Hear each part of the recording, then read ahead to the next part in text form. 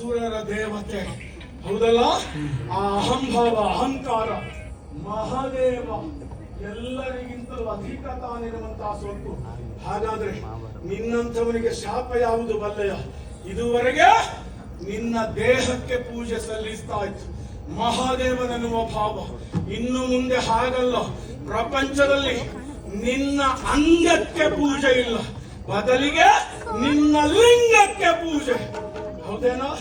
ಹೆಂಡತಿಯೊಂದಿಗೆ ಅಲ್ಲಸಲ್ಲದ ಹೊತ್ತಿನಲ್ಲಿ ರತಿ ಕ್ರೀಡೆಗೆ ಮುಂದಾಗಿದ್ದಿ. ಅದು ನನ್ನಂತಹ ಮಹಾನುಭಾವರು ಬರುವಾಗ ಸ್ವಲ್ಪವಾದ್ರೂ ನಾಚಿಕೆ ಬೇಕಿತ್ತು ನಿನಗೆ.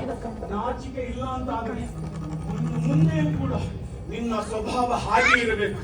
ಹಾಗಾಗಿ ಪ್ರಪಂಚದಲ್ಲಿ ಭೂಲೋಕದಲ್ಲಿ ಇನ್ನು ಮುಂದೆ ಕೇವಲ ನಿನ್ನ ಲಿಂಗ ಮಾತ್ರವಲ್ಲ, ಆ ಲಿಂಗ ಪ್ರತಿಷ್ಠಾಪನೆ ಆಗಬೇಕಾದದ್ದು ಎಲ್ಲಿ?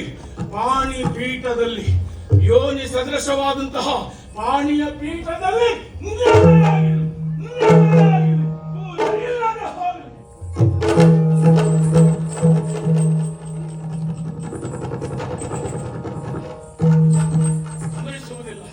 ಗಮನಿಸುವುದಿಲ್ಲ.